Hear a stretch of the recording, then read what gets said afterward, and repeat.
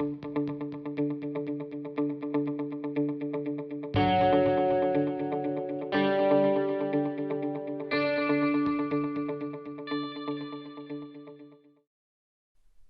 and welcome back to our webcast series on the topic of plane and descriptive geometry. In this video we're going to use some of the principles that we've seen in our previous videos and we're going to apply them to a fairly common geometry question. That is how to use a known dihedral angle to locate a missing point in our primary views.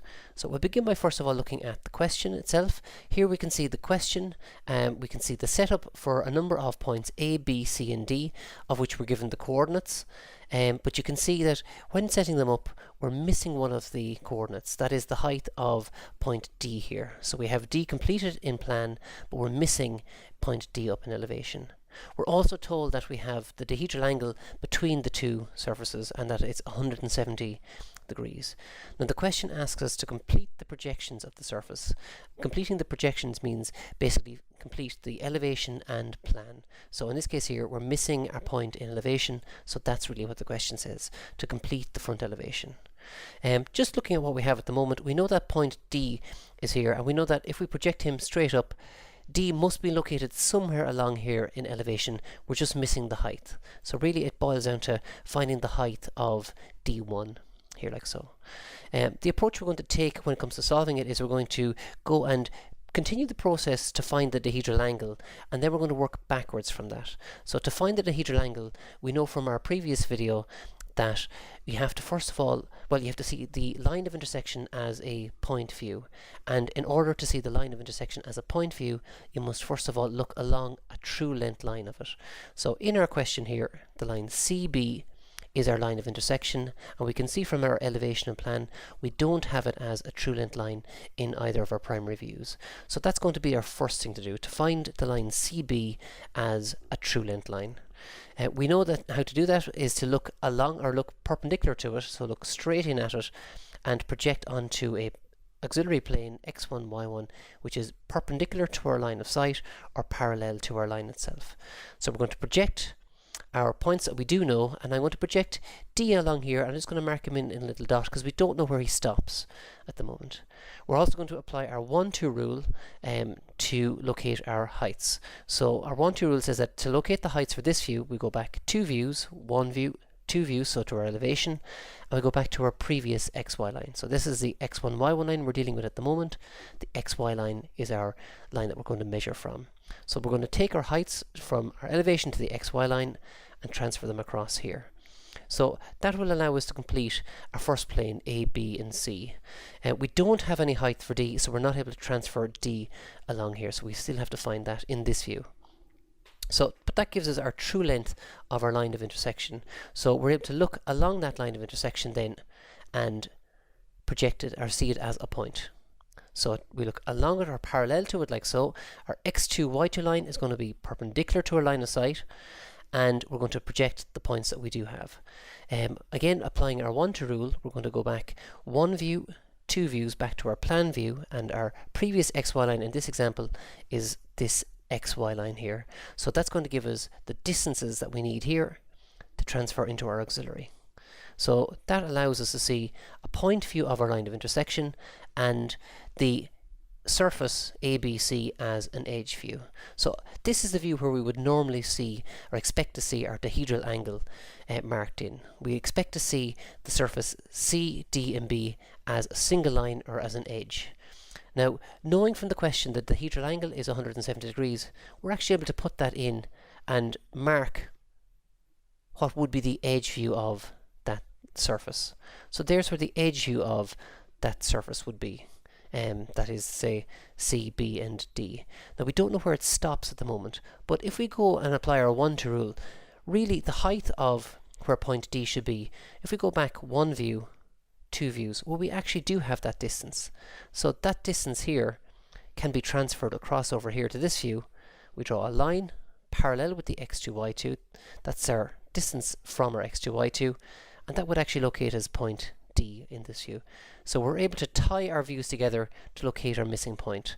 So now we have D in our plan view and in our second auxiliary, and we're able to work backwards from that. So having it in our second auxiliary, we're able to project it back into our first auxiliary in line with our line of sight that we projected our points up originally, and we can see where that crosses our dashed line here locates as our point D2 in our plan view, or sorry, our first auxiliary. So that gives us the completed surface. And again, applying our 1-2 rule, we're looking to find our front elevation. So if we count back 1 views, 2 views, well, this view is actually now completed. So we can take this measurement here and we can mark that off to locate our height in our front elevation. So that gives us our point D1, and that completes the surface. It's probably worthwhile mentioning here at this stage that I have marked my 170 degrees in like so. I could have marked it on the underside here like this, but that would give me a different point, which would come back here, which would give me a different point here along my line like so, which would mean that D1 would be up higher. So how we know if you're going to be right or wrong in that case would depend on whether the surface is bending out 170 degrees or bending in 170 degrees, and really the way to determine which is correct would be to look at, say, your 3D graphic or the example that you would be given in the question itself. So it could be either one, it would depend on the 3D graphic. So that's the way you'd tell one way or the other.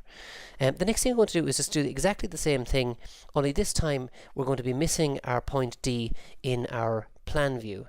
So we have the front elevation completed to start with, and we're missing the depth down for point D in plan view. So like before, D is located here. He's located somewhere here in our plan view. And the way it works is that our original view to project our first auxiliary is going to be the completed view. So instead of working from the plan this time I'm going to work from the front elevation. So with the exact same process, I'm going to take my line of intersection. No, I don't have it as a true length in either view, so I'm going to need to find the true length of it by looking in perpendicular to it, projecting onto a parallel x1, y1 line, and using my 1-2 rule to get my heights. So 1, 2, like so. That will give me the true length of my line of intersection and the completed surface A, B, and C. I'm going to also continue D along here like so. I don't know where he's going to be at the moment, but I do know he's along this line. Having the true length line of our line of intersection, I'm going to look parallel to it, projecting onto a plane perpendicular to it, and we're going to project our lines in line with our line of sight. Again, using our 1-2 rule, counting back 1, 2, I'm going to take my distances from my x1, y1 line to my front elevation, giving me an edge view of the surface and a point view of the line of intersection, ready to put in my dihedral angle. So there's my 170 degrees, like so. And I'm going to take my distance again from my back 2 views, 1 view, 2 views. So my distance here gets transferred, locating me point D3 here in my second auxiliary. Again, like we mentioned the last time, you could have put in your 170 there like that, and what would make the difference there again would be how the object looks in your 3D graphic. So I'm going to take my known point D3 like so. I'm going to project it back, and where it crosses our dotted line here is going to locate it in our first elevation, and then we're going to be able to take our distances from our first elevation and transfer them to plan. Exactly the same way we did for H1 here. There's H1 from our plan. This time H4 is going to be transferred down into our plan view here, and where it meets our dotted line like so. We know D is somewhere along this line, we just didn't know the depth. Now we do. So that completes B, C, and D in our plan view. So they're the two scenarios that you could be likely to face with that type of question. As I say, it really borrows from the idea of what is a dihedral angle and how do we work our 1-2 rule, or how do we get our heights for each of our auxiliaries. So hopefully this has been of some use to you, and stay tuned to the rest of the videos for more information. Thank you very much.